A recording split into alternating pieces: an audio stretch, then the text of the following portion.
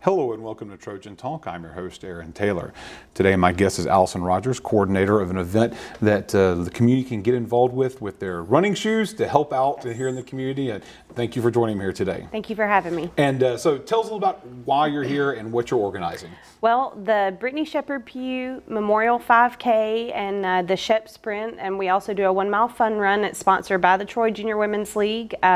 This is our 4th annual run, and Brittany was just a very active member of our organization and of our community, and this will be the, like I said, 4th year that we've done this, and we do this to honor the memory of her and her son, and so this is just a really good way for our community to get behind a really good cause. And of course the connection to the community is obviously there. You've mentioned that, and so usually you've got a lot of participation, a lot of people interested in being a part of this. So why is it so important to remember her in this way?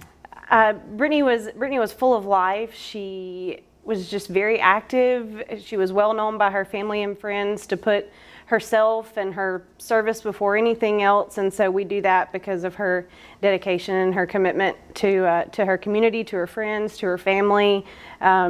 It's a really great way to just tie that into that. We named this fundraiser after she and her son. And now let's talk a little about the event itself. When is this going on? The event is this Saturday, March the 7th. Our registration for those who did not pre-register will start at 7 a.m. The race will start at 8. The actual 5K starts at 8.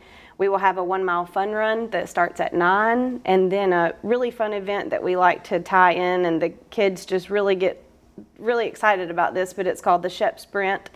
It's kind of like just a little dash where they get medals and just see just a race, and they get really competitive and they just light up. They love doing this, and be a part of it. Yes, to be a part, and we do that in honor, of course, of her son. So, yes. you got people from the dedicated long distance runners to someone who's a casual runner to the young kids. We even have a group of ladies who every year, and this year I know they'll be there with bells on, but we actually tie a balloon to them, and they're always the last ones, and they just do it because they loved her and they love her family and they loved her son, and so they're kind of famous for, we know the race is over when those ladies, when they come across that finish line, and they're so dedicated. So and that's obviously so saying that you do not have to be an expert runner. No, obviously, not at all. These women are not expert runners. So if anyone remembers her and wants to honor her and what she meant to the community,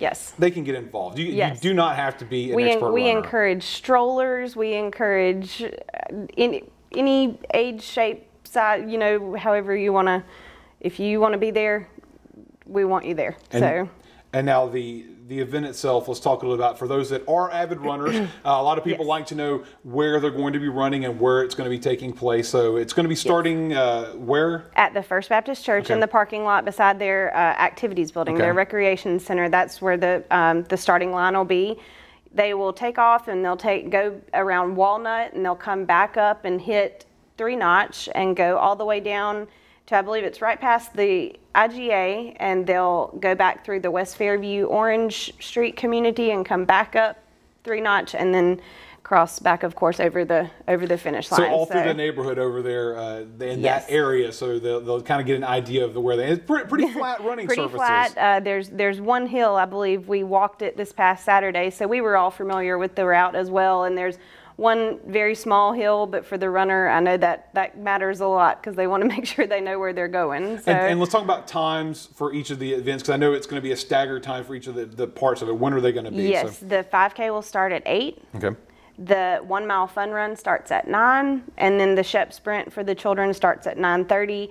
After that, we will have an awards ceremony. We do door prizes, and then it normally wraps up around about 11 o'clock. And so we'll have a DJ there, keeping the music going, keeping everybody pumped up. And so even if you're not running, there'll be some things to keep you entertained while you're waiting for your family members or friends to cross the finish line. And if you're a participant and you have a child who needs child care while you're running, we have a inflatable area playground that they'll be well taken care of while you while you participate. So no excuses there. So No, chances to none be a at part all. of it. So, None at all. And once again, for anybody who's interested, I know registration's a day of. What time can they get started registering? 7 a.m. 7 a.m. 7 the a.m. day of the race. And when and where will the race be again? First Baptist Church in the parking lot right beside the recreation center, and we want to make this year our best run yet. So we encourage faculty, staff, family. Anybody out there who wants to be a part Anybody out of there. it, She so. was a Troy University alumni, so we can show our support there as well. So Well, here's hoping that